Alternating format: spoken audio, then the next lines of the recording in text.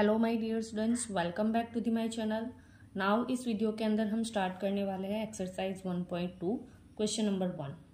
Prove that root 5 is irrational number.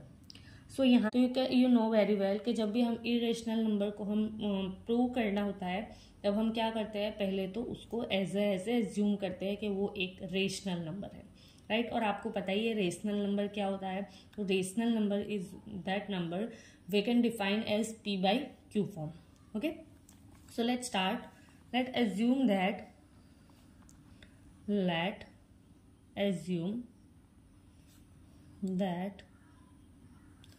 root 5 is a rational number, right. तो यहाँ पे हमने रूट 5 को क्या एज एज्यूम कर लिया, तो हमारा अजम्पशन पहला है रूट 5 को रेशनल नंबर की तरह हमने लिख दिया। तो अगर ये रेशनल नंबर है तो उसको हम p बाई क्यू के फॉर्म में लिख सकते हैं, right. So we can write root 5 is equal to a divide by b when b is not equal to 0। Okay, first of all यहाँ पे हमें ये भी मेंशन करना है कि जो a और b है, ओके, दोनों कैसे नंबर है, को प्राइम नंबर। ओके, को प्राइम नंबर यानी A and B are co-prime number and also B is not equal to 0। तो B is not equal to 0 वो क्या है, तो वो हम जब भी रेशनल नंबर्स लिखते हैं p बाई क्यू के फॉर्म में, फ्रैक्शन और डेसिमल के फॉर्म में, तो यहाँ पे जो नीचे का जो डिनोमिनेटर है वो कभी भी 0 नहीं होगा। ओके, वो रेशनल नंबर का रूल है। Now second thing is A and B are co prime number. What is co prime number, तो मैंने आपको बताया था कि जो प्राइम नंबर्स होते हैं, ओके, अगर हमने दो पैर ले ली को प्राइम नंबर, यानी अगर 2 और 3 ले लिया, 2 और 3 क्या है, एक को प्राइम नंबर है दोनों, यानी दोनों के बीच में कोई भी कॉमन फैक्टर नहीं है, तो दैट्स कॉल्ड को प्राइम नंबर। ओके, यानी दोनों नंबर के बीच, ए और बी के बीच में कोई भी कॉमन फैक्टर्स नहीं है, दैट्स कॉल्ड को prime number. Okay, now next चलते हैं। सो यहाँ पे b को ये साइड लेके आएंगे, so root 5b is equal to a। Now दोनों तरफ क्या करेंगे, स्क्वायर करेंगे, so squaring both side,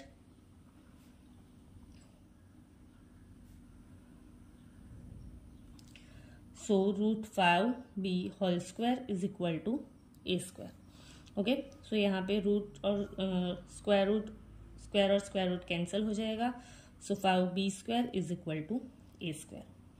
now you can see यहाँ पे हम इसको बॉक्स के अंदर करके कवर करके इसको इक्वेशन नंबर 1 दे देंगे। नाउ यू कैन सी यहाँ पे जो 5 है वो b स्क्वायर के साथ क्या है, मल्टीप्लाई में है, यानी 5b स्क्वायर के साथ मल्टीप्लाई होके क्या बना रहा है, a स्क्वायर बना रहा है।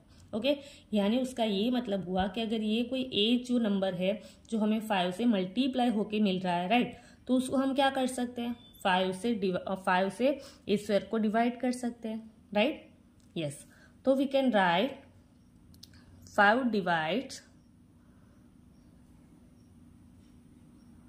ए स्क्वायर। नाउ एज हमारी जो टेक्स्ट बुक के अंदर थियरम दिए गए हैं 1.2 थियरम है, उसके अकॉर्डिंग हम क्या लिख सकते हैं ऑल्सो, कि अगर 5 ए स्क्वायर को डिवाइड कर सकता है, सो 5 ऑल्सो डिवाइड्स ए। ओके, यानी हमने थियरम 1.2 के अंदर पढ़ा है कि 5 अगर ए स्क्वायर को डिवाइड कर सकता है, यानी कोई स्क्वायर को डिवाइड कर सकता है, तो उसका जो नॉर्मल नंबर है, यानी स्क्वायर विदाउट स्क्वायर नंबर को भी हम डिवाइड कर सकते हैं, राइट। सो ये हमारा हो गया equation number 1। Now take a second thing, next लेंगे 5c इज इक्वल टू ए। तो यहाँ पे हमने लिखा कि 5 also divide a, so we can write 5c is equal to a. Again squaring both side, square करते हैं हम दोनों तरफ,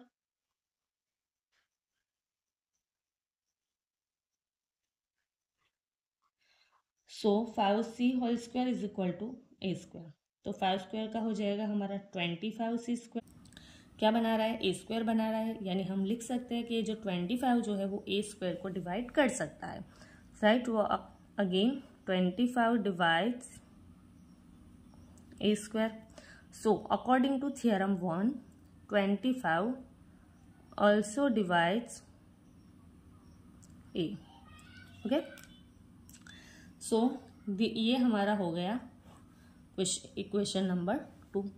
now you can see equation 1 और इक्वेशन 2, यहाँ पे ए स्क्वायर है, यहाँ भी ए स्क्वायर है, यानी दोनों की राइट हैंड साइड और लेफ्ट हैंड साइड को कंपेयर करते हैं। So we can write 5b square is equal to 25c square, right. So b square is equal to 5c square, 5 5 जा 25। You can see b square is equal to 5c square. तो यहाँ पे ये क्या हमें दिखा रहा है कि हमारा जो कोई नंबर है, कौन सा, a और b जो हमने लिया था, क्या लिया था हमने, a और b दोनों क्या है, को प्राइम नंबर है, दोनों के कोई भी कॉमन नंबर नहीं है। तो यू कैन सी यहाँ पे हमने क्या कंप्लीट किया कि कोई ये जो 5 नंबर जो है वो a को भी डिवाइड कर सकता है और b को भी डिवाइड कर सकता है, यानी a और b जो है दोनों का कोई एक न एक क्या है, कॉमन नंबर है। अगर ये a और b का कॉमन नंबर 5 है यहाँ पे फैक्टर्स, तो क्या हो सकता है, यहाँ पे a और b का कॉमन फैक्टर 5 है, यानी ये दोनों को प्राइम नहीं है। ये दोनों अगर को प्राइम नहीं है तो यहाँ पे क्या नहीं है, ये जो √5 है वो रेशनल नंबर नहीं है, राइट, यस। तो we can write our assumption, यानी हमारा जो अजम्पशन था वो रॉन्ग था, okay. So our assumption was wrong because A and B are not co-prime number, or we can write prime number. So we can write that √5 is a irrational number.